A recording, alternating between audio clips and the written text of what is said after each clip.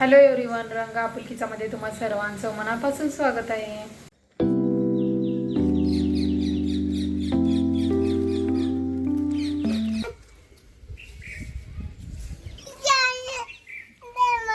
काय हवं रांगोळी? आज सकाळी नाश्त्यामध्ये मी पोहेच केलेत. भैया का खायलाय?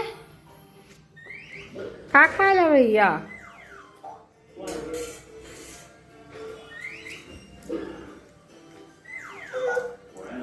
दही पोहे खाते भैया. आले मी भैया आले. भैयाला नेमकं काय तर खाताना पोरांना शिळते बघा. गाईज मी हे घरी दही लावलं आहे गिरगाईच्या दुधाचं. बघा किती छान घट्ट लागलं आहे. गाईज हे बघा इथे आऊंचं झाडाला कुंपण द्यायचं चालू आहे. काय द्यायचं भैया? काय देऊ सा? काय देऊ? रांगोळी हवे. रांगोळी काढायची ये देते ये. पॅन्ट खाली चालले कसा पकडलाय.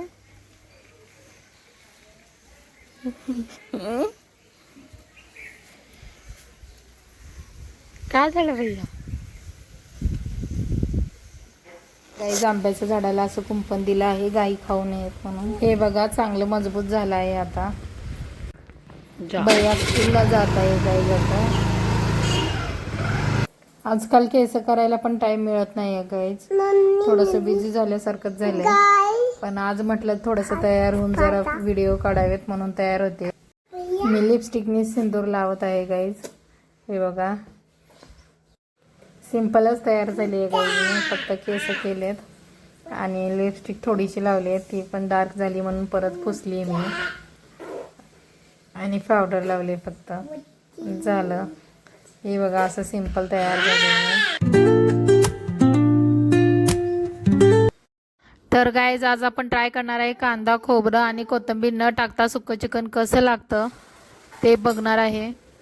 तर चला बनवूया. इथं चिकनला हळद मीठ लावून ठेवलंय. त्यामध्ये दही टाकते मी आता. दही चांगलं लावून घ्यायचं आणि मुरत ठेवायचं या चिकनला थोड्या वेळ मसाला बनवेपर्यंत. आता मी एक पेस्ट बनवून घेणार आहे. लसूण अद्रक जिरं आणि एक टोमॅटो यांची पेस्ट या कढईमध्ये भाजते. आता मी चांगलं तेल सुटेपर्यंत भाजून घ्यायचं. चांगला भाजलाय मसाला. आता त्यामध्ये मॅरिनेट केलेलं चिकन टाकून चिकनला पण चांगलं पाणी सुटेपर्यंत त्याच्या अंगचं पाणी सुटेपर्यंत ठेवायचं आणि मग थोडंसं पाणी टाकायचं कारण आपल्याला भैयासाठी आळणी काढायचं आहे थोडंसं.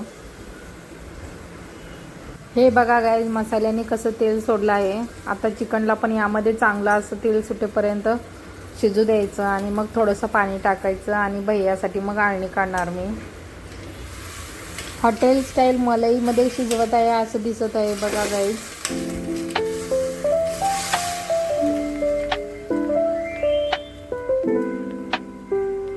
हा सुक्यासाठी मसाला बनवते गाईज मी. त्यामध्ये घेतलेत काजू डाळ टोमॅटो शहाजिरं तीळ खसखस लसूण अद्रक यांची बारीक पेस्ट करून चांगलं भाजून घेते आता मी इथे. हे बघा तुम्हाला कोण सांगितलं. आणि यामध्ये चटणी टाकून मग आपलं चिकन टाकून घ्यायचं. हे बघा चिकनला कसं तेल सुटलं आहे चांगला मसाला भाजल्यामुळे.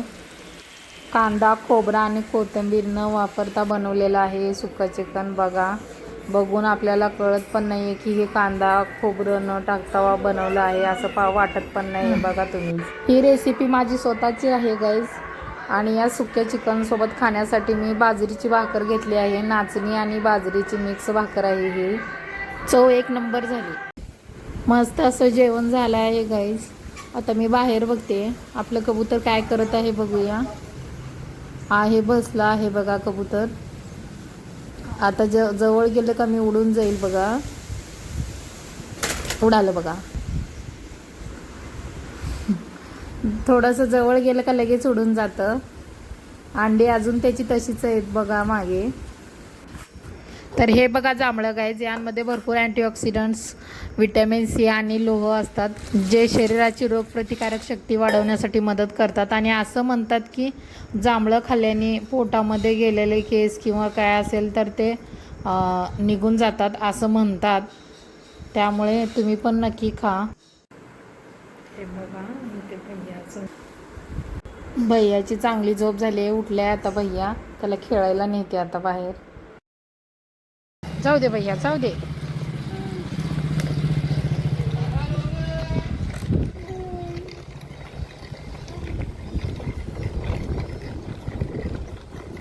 जाऊ दे. हां भैया सायकल चालवत आहे. चला चला चला चला चल ना. काय चाललं? ये काय नाही होत. ये फास्ट. हा ये. उलट कसा चाललाय अच्छा भैयाला? हा चल. कुठे जायचंय? कुठे जायचंय? इथे घरासमोर रिक्षा थांबला आहे, त्या रिक्षामध्ये जायचं म्हणतोय. चल मम्मा चल. कुठे जायचंय? जायचं चल. कुठे तिकडे जायचं? तर आता संध्याकाळ झाली आहे, जेवणाचा टाईम झालाय. आहो तर बाहेरच जेवण करून येणार आहेत, फोन करून सांगितलं त्यांनी मला. भैयाला चारून झाले, आता मी पण जेवण करून घेते. मला ना गाईच कांदा असं फोडून खायला आवडतं नॉनव्हेजसोबत. असं फोडलेल्या कांद्याची चव वेगळीच लागते. तुम्ही पण एकदा ट्राय करून बघा. कांदा फुटला. हा बघा फुटलाय कांदा, याची चव वेगळीच लागते गाईज. तुम्ही पण एकदा ट्राय करा. मला असं आवडतं, मी नेहमी नॉनव्हेजसोबत असं फोडूनच खाते. तर या जेवायला. तर आजचा व्लॉग इथेच संपूया. व्लॉग आवडला असेल तर लाईक करा, आपल्या चॅनलला सबस्क्राईब करा. Bye guys, take care.